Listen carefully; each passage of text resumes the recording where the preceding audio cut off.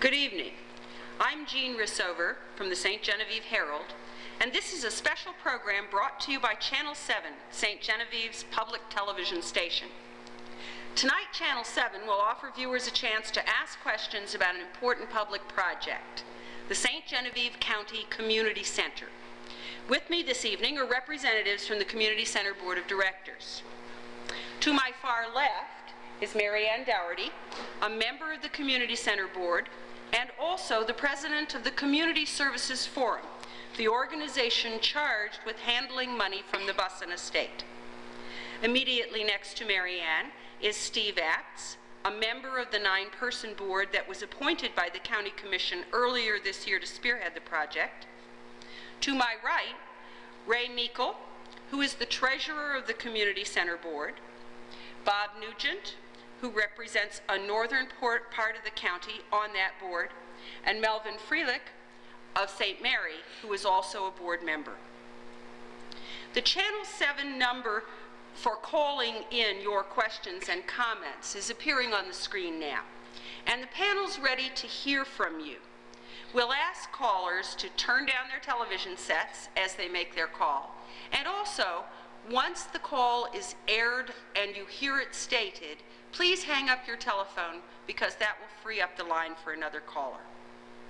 We hope this evening that we'll be able to provide a considerable amount of information about the Community Center project, and we urge you to participate by calling in 883-7675. If the lines are busy, be patient. We'll get to your call as soon as we can.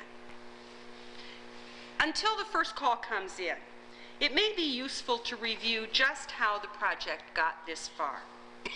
It happened as the result of a number of things coming together.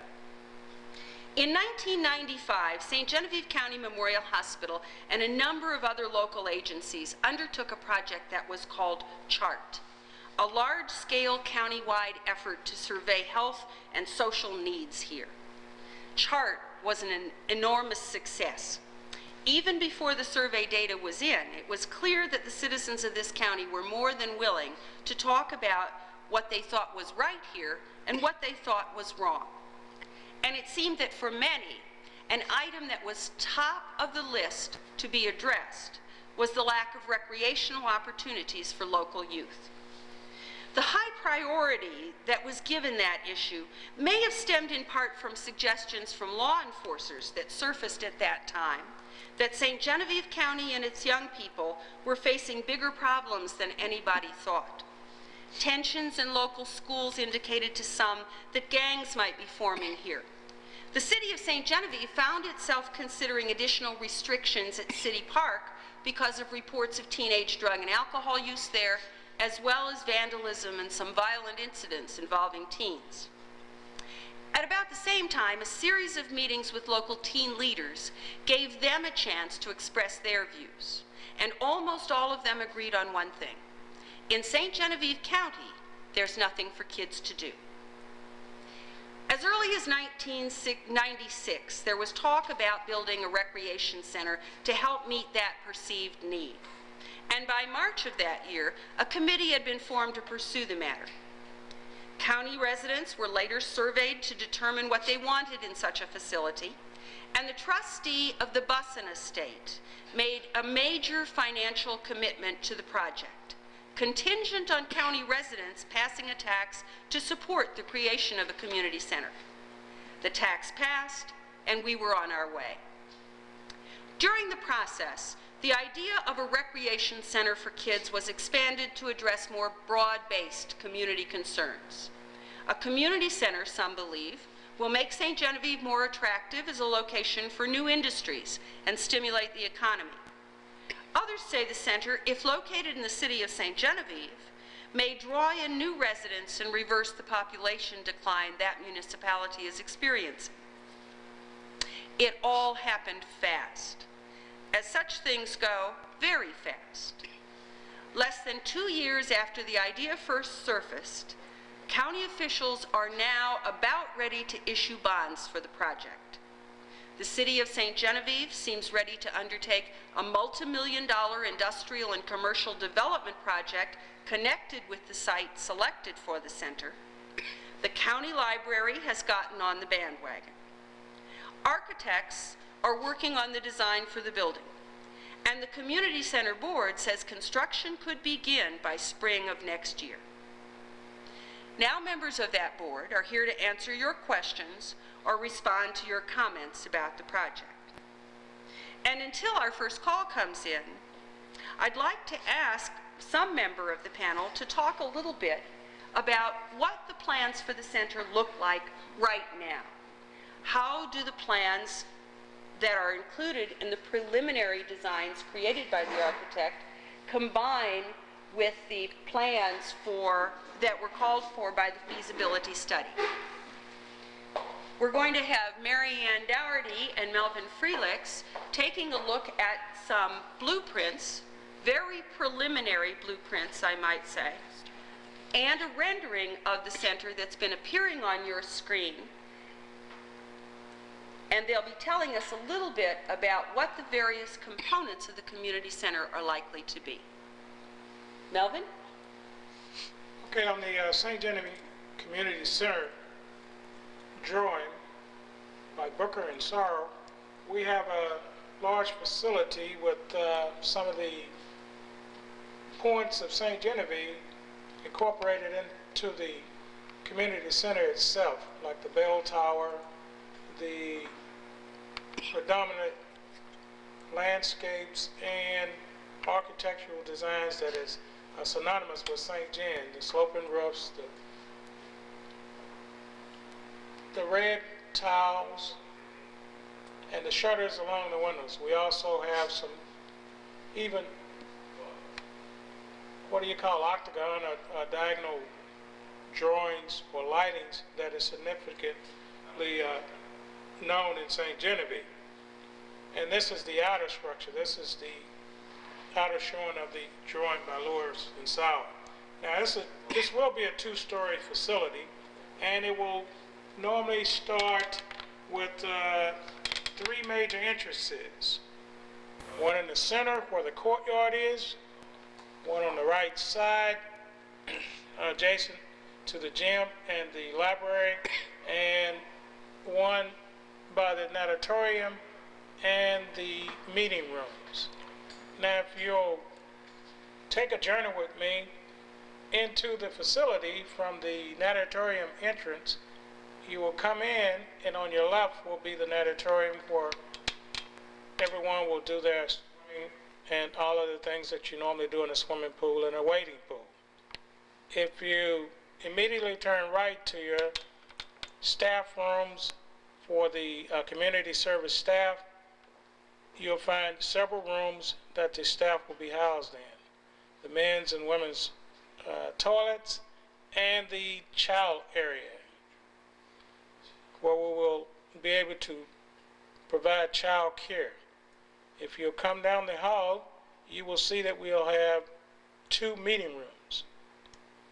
Now, looking out the window, you will also have a little platform where you can put a band or a speaker's podium, whatever you like, facing the courtyard itself. Now, if you'll turn around and come back up the hallway and back into the main lobby where the control desk will be, you will see that if you look to your left, you'll see the natatorium.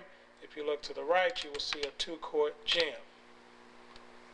This is 3/4 of the community service center, and now if you'll proceed from the lobby down the hall, you will be able to go into the library, which will be housed on the right side of the facility as you're facing the facility.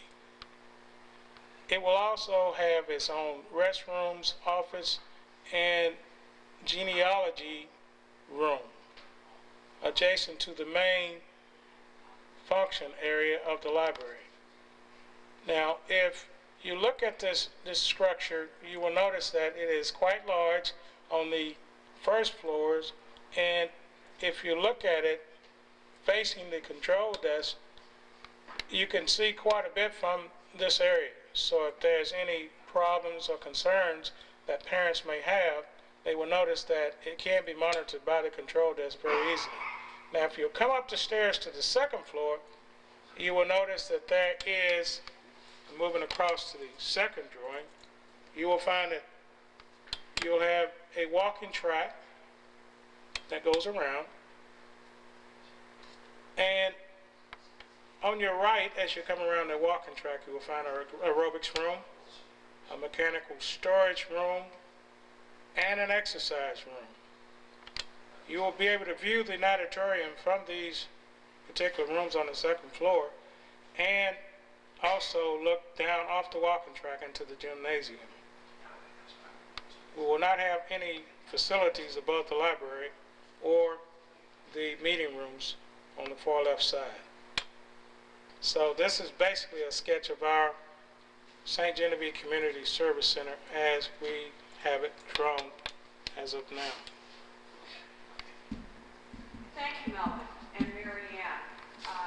Mary Ann, I'd like for you to talk a little bit about the relationship of this present design to the feasibility study that was conducted early on in the project, because you've been involved with this project nearly from the beginning. Have there been any major changes at this point, and are any anticipated? I know that there will bound to be some fiddling with the blueprints. I understand you've already done some of that. At this point, we're relying a great deal upon the feasibility study, and what was included in the feasibility study was determined by public meetings. People were really quite clear as to what they were interested in seeing in a community center, whether that be gymnasium space, walking trail, rooms for exercise classes and exercise equipment. And we also got some good input from our architects, such as for the child care area and the kind of space we would need for offices. So let me give you a little laundry list of what is still being planned for the facility, and that doesn't at this point differ much from the feasibility study or what was shared at public meetings last spring. The gymnasium, which would include 2 basketball courts, because there is, I think, an expected high demand for that space. The leisure swimming pool, and Melvin described that as the natatorium. That was a new vocabulary word for all of us. But that's basically the water area. And what we've envisioned is a leisure pool that includes a zero entry entrance and the sprinklers and the slides and the fun area, as well as swimming lanes. Not a full-sized Olympic pool. Cost is prohibitive of us planning 2 pools, the leisure pool and a full-size swimming pool. So we had to make some compromises. So we will have swimming lanes are planned to allow a swim team to practice. It probably is not going to be able to accommodate meets. The leisure pool, however, would be something that could be enjoyed by children of all ages. The walking track, which is Melvin showed you, would be elevated above the gym area and allow you to look over into the gym. And some of our redesign includes then a loop that would let you look over into the natatorium area to make that walk a little more interesting. The exercise rooms, multi-purpose rooms, space for, I think we call it a youth lounge, for lack of a better question, and childcare, as well as the traditional space needed for offices and other types of operations. Mary Ann, something that you said stimulated a caller. Oh. We have a call on the line. And yes, caller, would you state your question, please? Yes, it's a 2-part question. First of all, I want to know if this community center is going to be operated with a membership basis, or as a taxpayer, will I be contributing to this tax-wise? Okay, ma'am. And would you state your second question as well? If this will, in turn, make my taxes go up higher. Okay, we'll see if we can get an answer. Okay, thank you. Who would like to field that one? Ray? I think I can handle both parts of her question. This will be a membership-based facility. The member prices are now appearing on your screen that were in our feasibility study. It is projected that those membership amounts there will create a shortfall in the operating budget which will be covered by interest off the endowment from the Busson estate. There will be no tax increase for the operation of the community center. As I'm sure most of our viewers know, that the 0.5% capital improvements sales tax that the county had in place was due to expire at the end of this year. The voters last April approved a continuance of that for the express purposes of construction of the community center. Ray, let me follow up our caller's question since we're already onto the issue of operating costs for the center. I went back and looked at the feasibility study that was done fairly early on. And one of the things that seems clear from that study is that there's going to be a substantial annual cost for operating the center, something like $614,000 a year to run it. I understand that the Busson Estate gift of $3 million is going to be set aside to help pay those costs, the interest on that. But even at a very optimistic 10% projection for earnings from that endowment, that means that there's going to be a considerable shortfall. Where will that money come from? What are the implications of that in terms of the membership costs that and the fees that were shown just a few minutes ago? Okay, if I may take a moment, Jean, and just go back through some of my information on the operating budget. Actually, I think we have a graphic addressing that, and maybe we can ask our studio person to switch this one with the one that indicates annual costs. Yeah.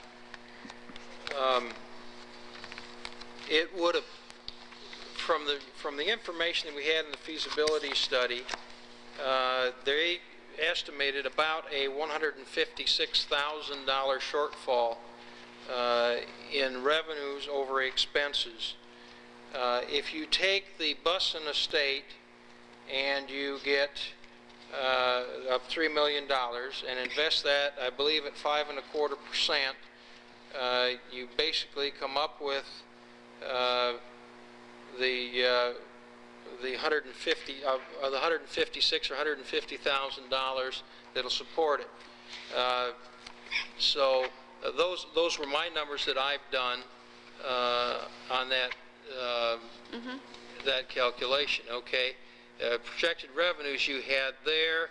If you add that plus your $300,000 that's shown, that's $757,000 of revenue coming in at 10%. And yet the expenditures that I have in the feasibility study show $614,000, which you have on there. Yes. So I think we're well within tolerances here. The Fed funds rate today is 5.5%.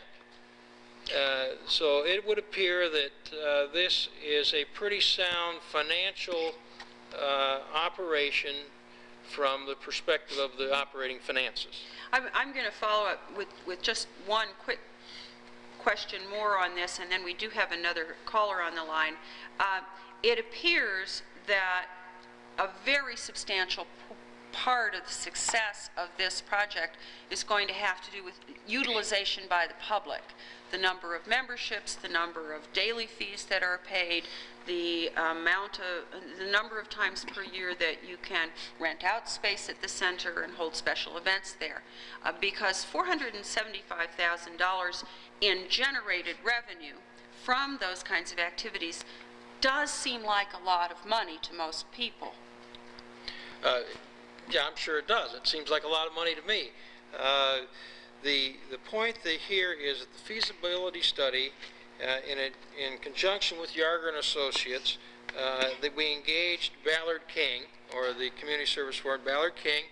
Jeff King is renowned in the operating of recreational facilities of this type. He currently operates the St. Peter's Recplex in St. Peter's as his primary job and does this as a side job for consulting services. I've chatted with him on one occasion, and on that occasion I developed a great deal of confidence in his ability to give us good, sound operating procedures as well as cost estimates. Okay. Let's take this next call. You're on the air. Yes, when she said something about we might have gangs in this town, if she thinks there's gangs in this town, I have never heard of any. And what are they doing to influence these so-called gangs to go to the recreation center? And how will they be accepted if they're known as gangs? And another question I'd like to know, who is going to do the maintenance on the building as well as the library? What money is set aside for the maintenance and the upkeep of these buildings, besides their general welfare for salaries? And also, she said they would have swim lanes for a swim team, but yet they couldn't have a swim meet there. Are they going to take care of the city pool so they can have swim meets there? I don't understand any of this. Thank you for calling. I think that there are some of those questions that this panel will not be able to answer, but I believe we can address a couple of them.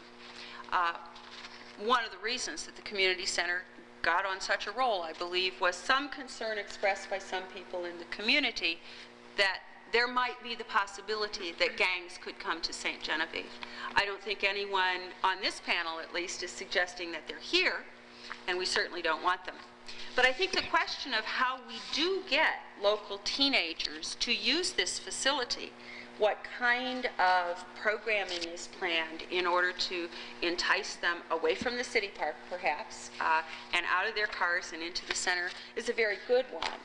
And I also think the question about the usability of the swimming pool and the difference between the pool as it's conceived and a pool that might be used for competition is one that we could address. Anyone like to field those?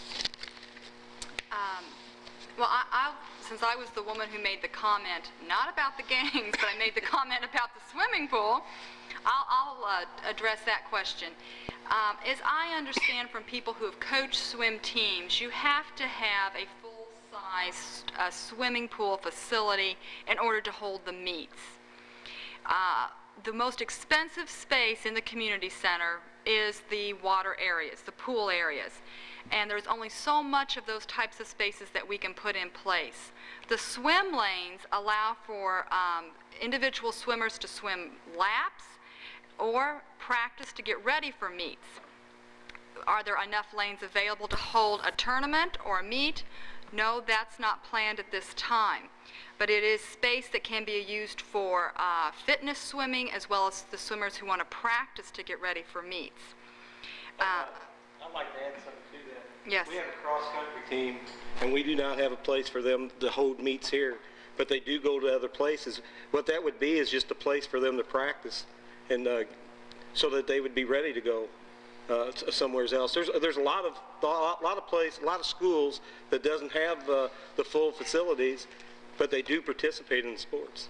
The caller had a set of very complex questions, one of which had to do with the relationship of this pool to the city pool. And there has been some discussion, I think, between this board and the city about the possibility of some kind of arrangement. Steve, are you familiar with any of that discussion? Or if not, maybe someone else on the Yes, I'm familiar with some of it. At one time, the monies that the city was using to run the pool, which I think amounts to about $20,000, they were considering giving to us, to the community center. Their thought was that they're already using this money for a pool facility and that they might continue to use this for the swimming pool and community center. The swimming pool up in the park is getting old. It's dilapidated. I hear from time to time that they're not sure they're going to be opening it the following year, that it might start leaking, and that just they're having problems with it. The use of the money, that $20,000, is still up in the air. It's being considered. The city hasn't come to a conclusion on that at this point. And that will be a decision by the city and not by your board? That's correct. Okay.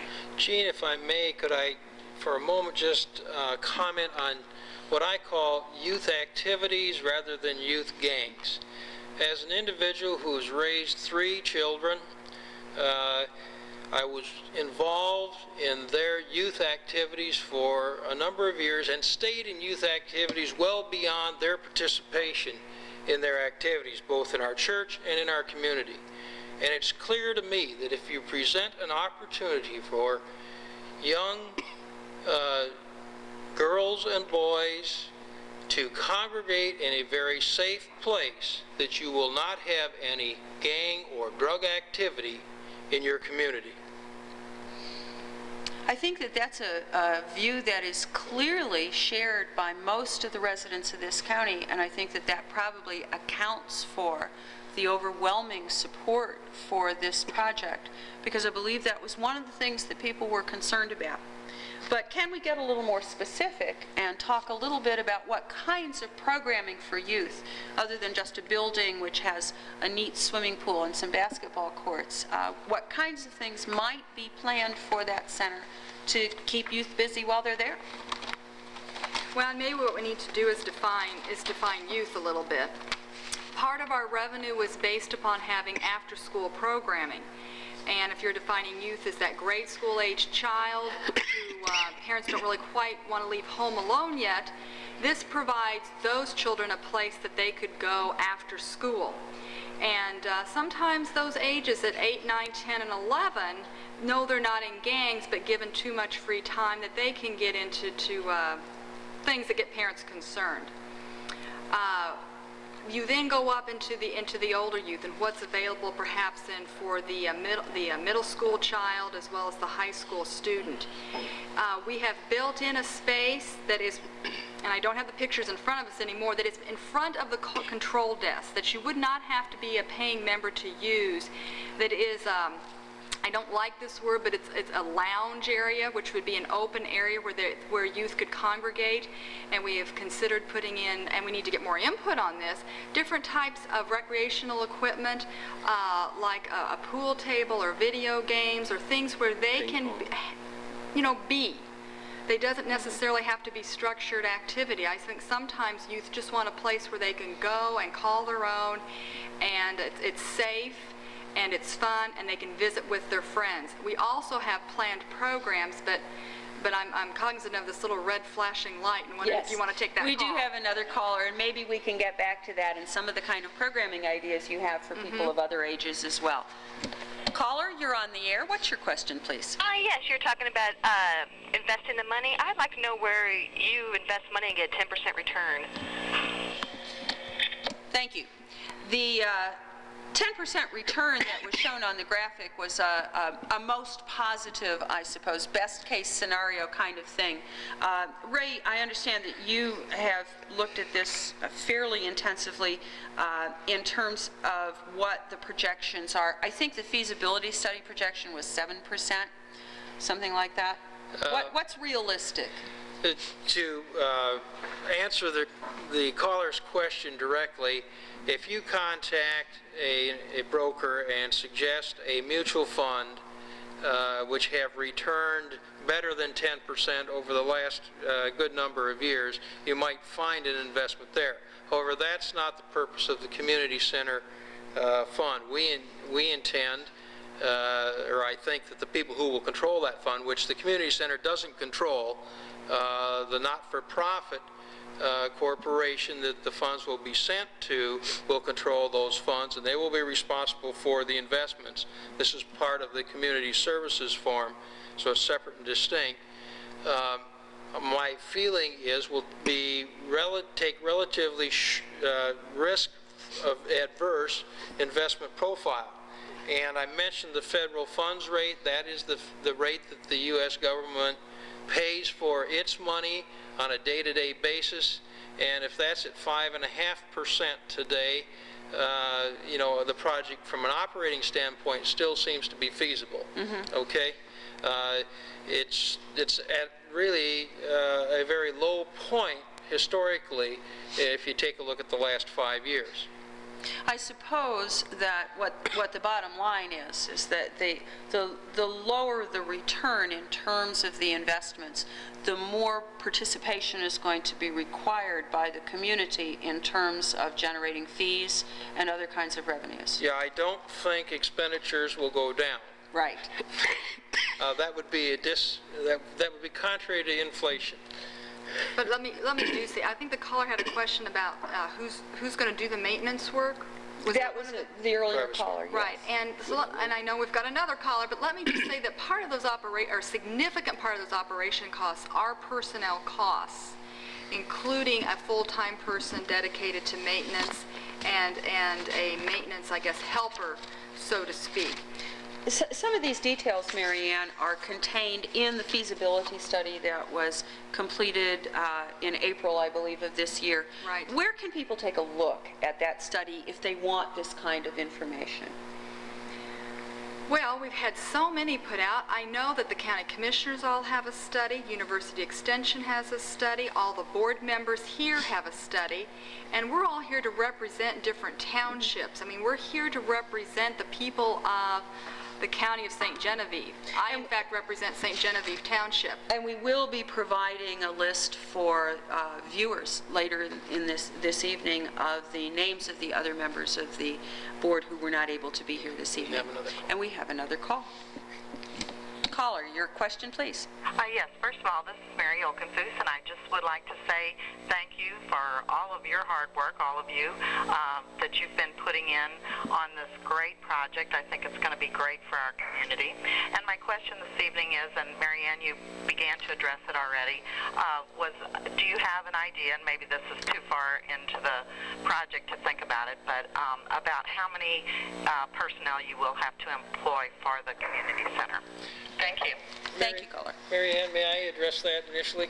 Sure, Ray. It's the plan of the board at the present time to engage an experienced center director who will work with our operations consultant, Ballard King, and Jeff King specifically, in finalizing the staffing plan. We have a feasibility study that speaks to that.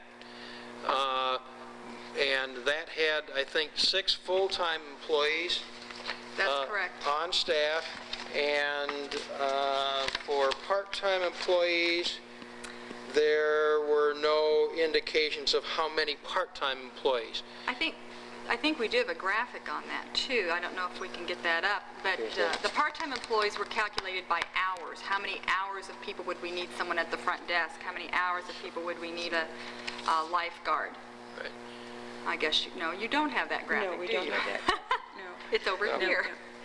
But everything from, we'll need people from babysitters to lifeguards to people to man the front desks. I think it provides something we really haven't talked much about, which is full-time employment opportunities for some key people, but also many part-time jobs for youth. A lot of these are jobs that require no training or minimal training, and we need several hours worth of work each week to operate the center. We base the feasibility study on the center being open about 100 hours a week.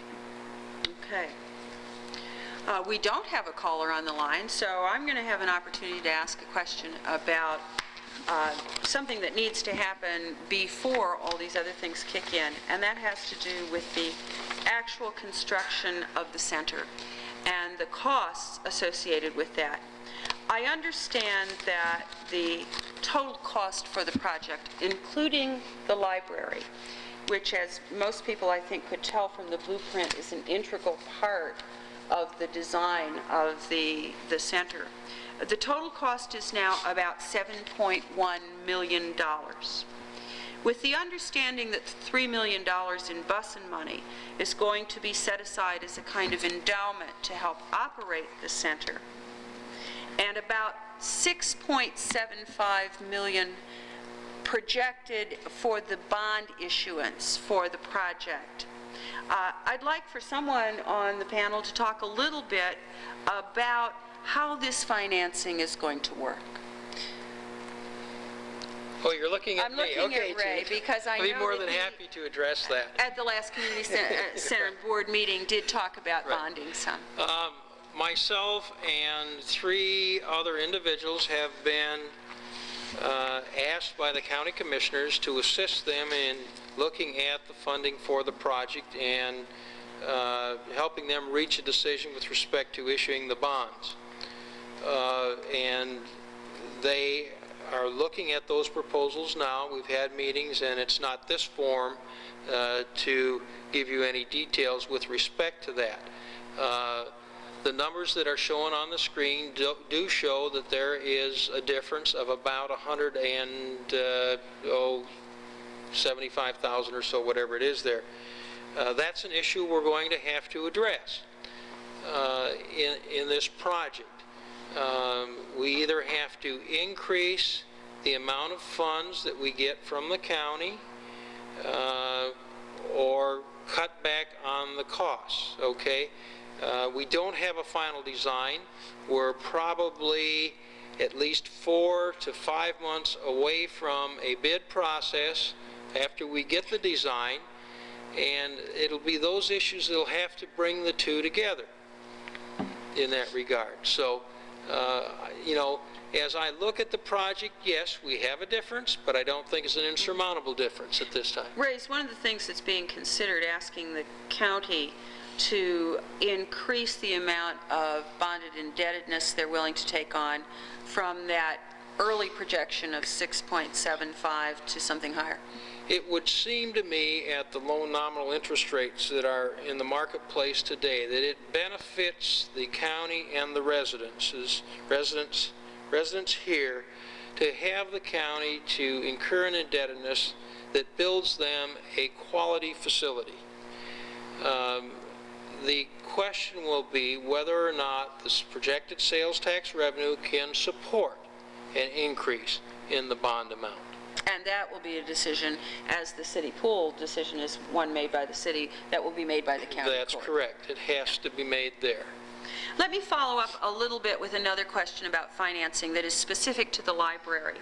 Because it has become such an integral part of the concept of this center, I wonder about the financing of that portion of it. The feasibility study indicated that the construction of the library portion of the center was going to cost something in excess of $600,000. The library board has $155,000 in its building fund. I asked some board members at an earlier time in an interview for a newspaper article whether or not the community center board felt it was in a position to take on those costs if the library board could not come up with additional funds. And I was told that this board wasn't going to do that. Since the design is moving along, including the library, do you all have any feelers from the library board? Do you have any sense of how this shortfall in their funding situation might be handled? And if they come to you and simply say, we can't pay for this, what will you do? Well, Gina, and I hope I wasn't the person that gave you the interview for the library, but the library has been quite clear that what they can contribute is $155,000. And over a series of meetings, and Melvin may be able to provide some more details on this, we agreed that we would accept that and accept also their need for space. And Melvin, perhaps you would like to share a little bit more about that arrangement with the library?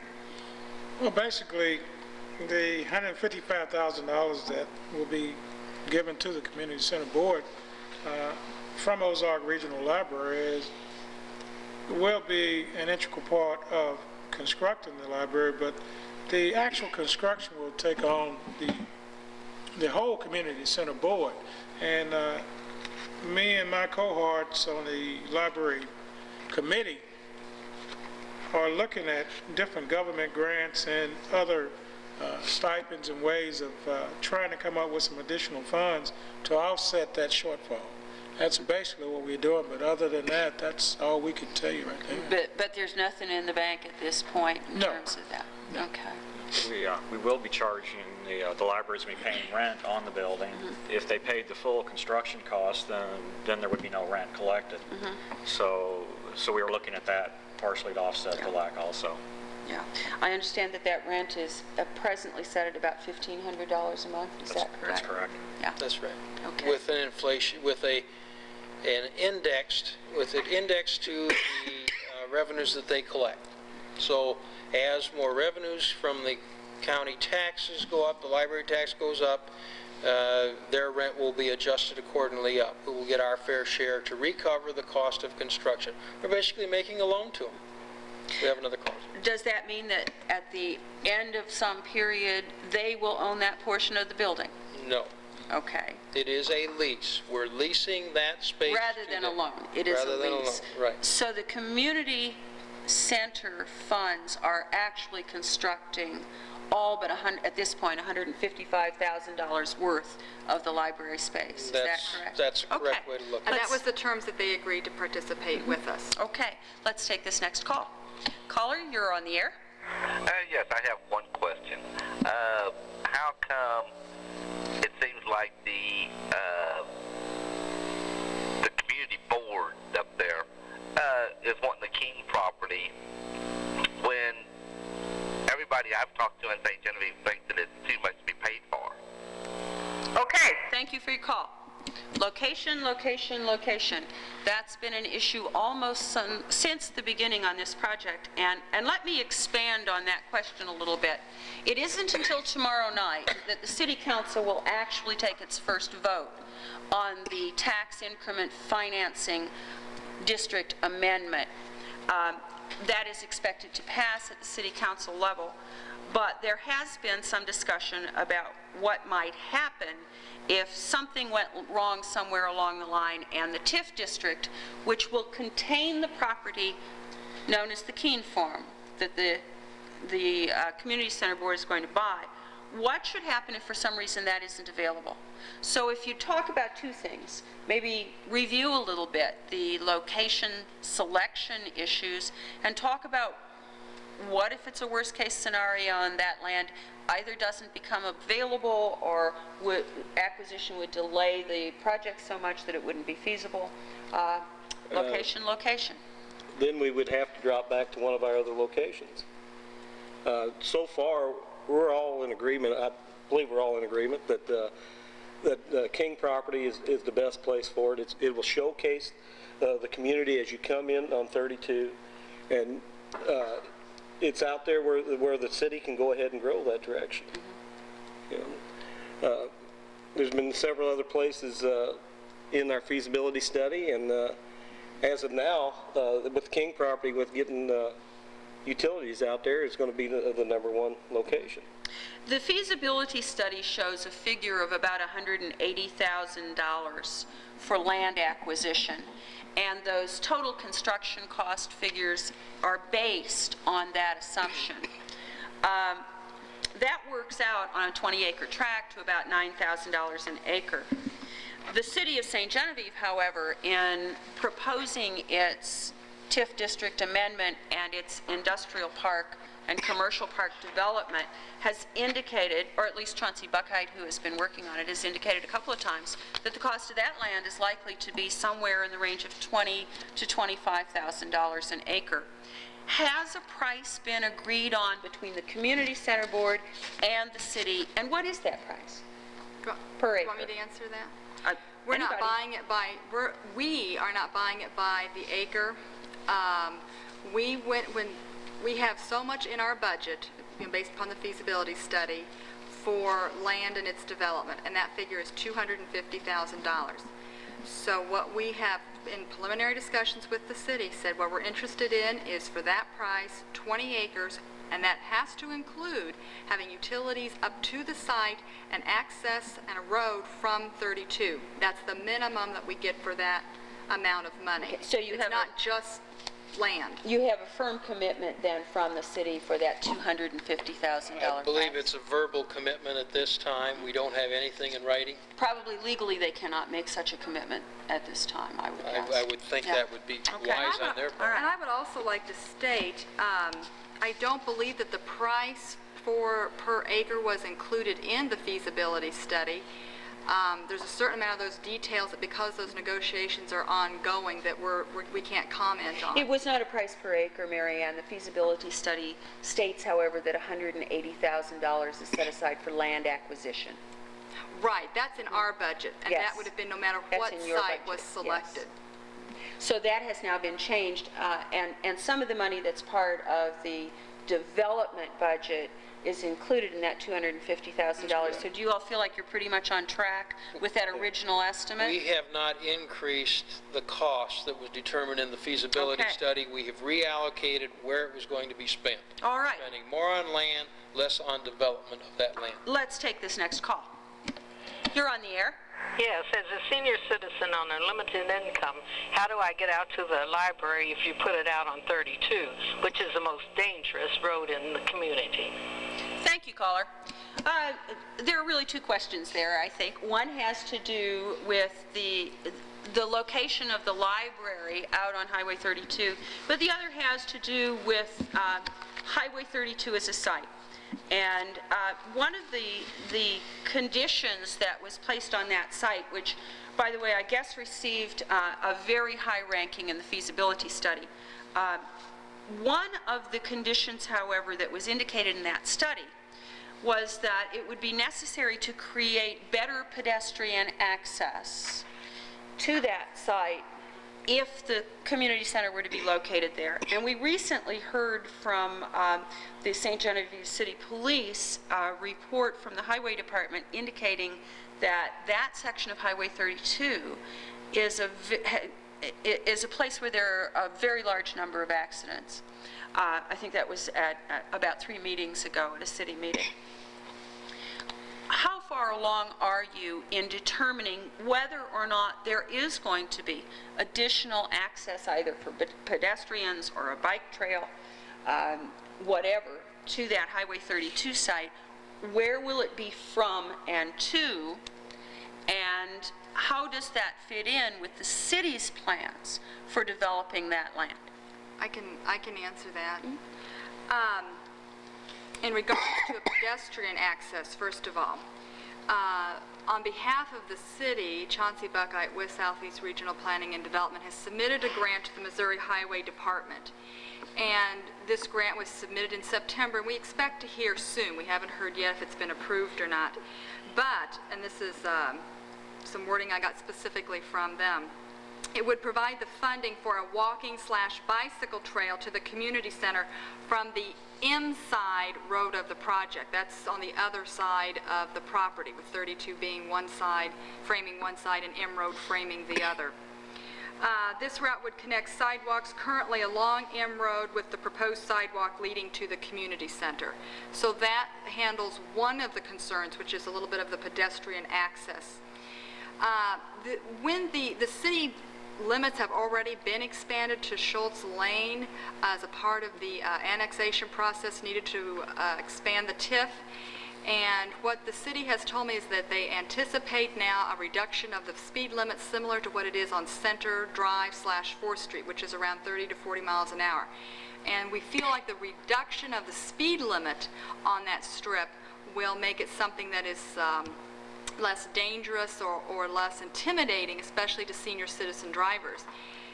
And Bob, you may have recalled something that Alvin Dunsey, who couldn't be here this evening, had shared about the Highway Department's conversations recently. Yes, he has been in contact with the Highway Department, and whenever they redo 32, they're going to put in a third lane there.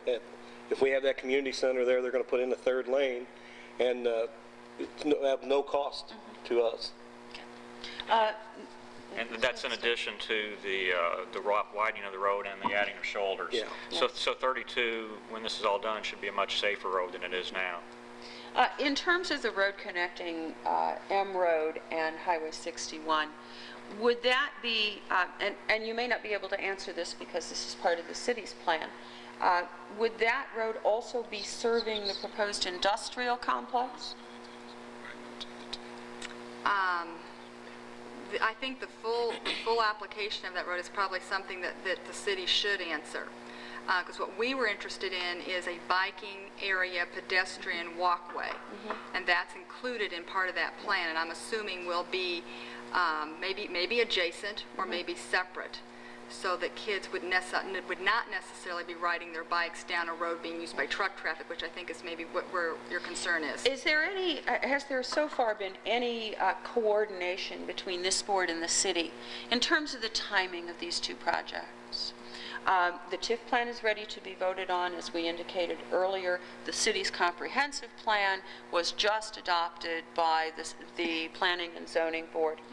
Issues such as when does that road get constructed in relationship to the whole process of developing the acreage inside of the expanded TIF and the development of this center, which is on a very fast track, looking at the possibility of completion by April of 1999. You say How does fast, this we've go? had so many people say it's going to take forever. So I think that speed issue is relative, you know, to your vantage point. But has there been that kind of coordination at this point, and do you anticipate that at some point in the future?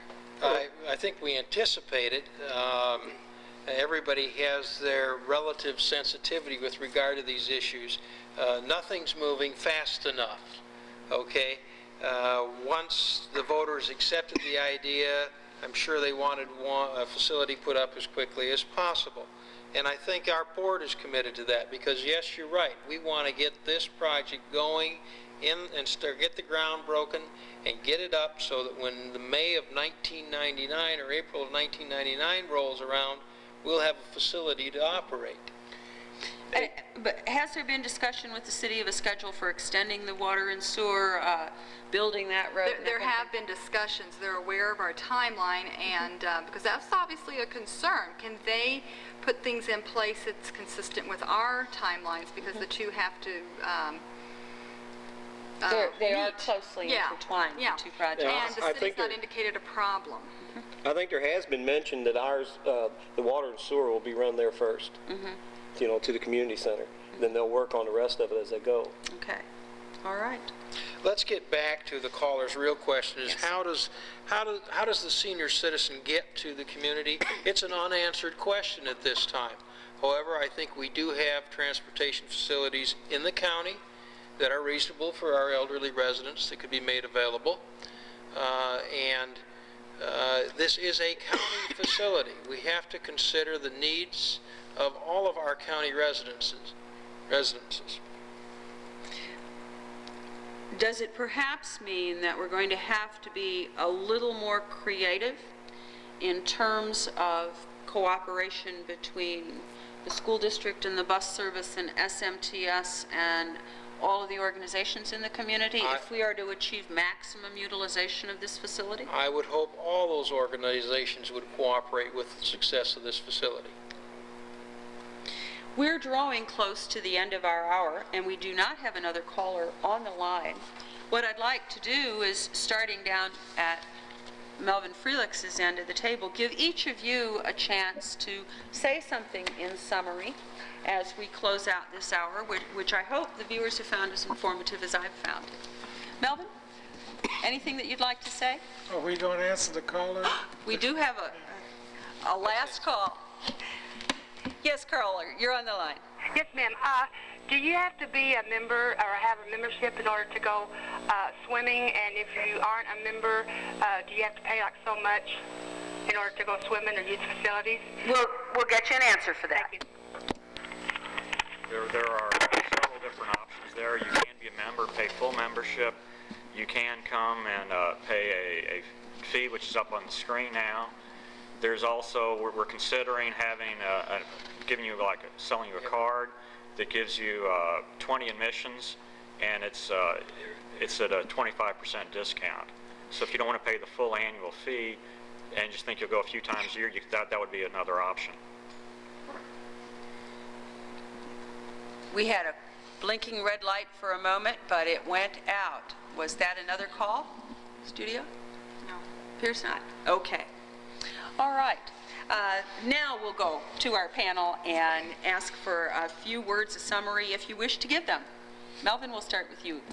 Well, I think the St. Genevieve Community Center Board has worked extremely hard and diligently in trying to set up the schematics and the framework for a very good center. I think the forum really laid the groundwork for the things we have been able to accomplish thus far. I think it's now in the county and city's hands to share with us and work with us in getting this together, because I think our residents are really waiting and wanting this facility, and I think they will really be amazed at what we will accomplish in May of '99. Bob. As this public forum draws to a close, the Community Center Board would like to take this opportunity to invite each and every one of you to come to our meetings and see what's going on for yourself. The board meets every second Tuesday of the month at 7 p.m. And when we have a special meeting, we put it in the paper when possible, put it on Channel 7, and post it at the Community Services Building. The Community Center Board thanks each and every one who participated in this public forum and hopes that this has cleared up any misconceptions that may have been going around. The Community Center Board and myself know that when the community center is completed, that it will be a place we can all use and be proud of. Thank you. And Ray. It has been a laborious task for this board that was put together in May, trying to pull together the various entities that participate in this project. But when it's all said and done, I think we're going to be very proud of citizens of St. Genevieve County. Thank you. I just got the 2-minute signal, so if Steve and Marianne, I'm sure you're going to have just a moment. I really don't have anything to say. There's been a lot of work involved. Yeah, the big key now is the cooperation between the city, the county, and our board, and hope that the citizens out there will just remain a little patient while we try and get everything wrapped together. And Marianne. And I think optimistic and keep that level of excitement up that we had last spring. This will happen, and hopefully it will be opening its doors in about April of '99, and we look forward to seeing you all there at the grand opening. I want to thank the callers who contributed to this program, and the Channel 7 viewers, and Channel 7 for making this forum possible. If you would like a tape of this program, you can obtain it for, I believe, a $10 donation to Channel 7. It is your donations that help keep Channel 7 on the air. It is a forum that's important, I think, for the community and for all of us as individuals. And we hope to see you again in another such gathering sometime soon. Thank you.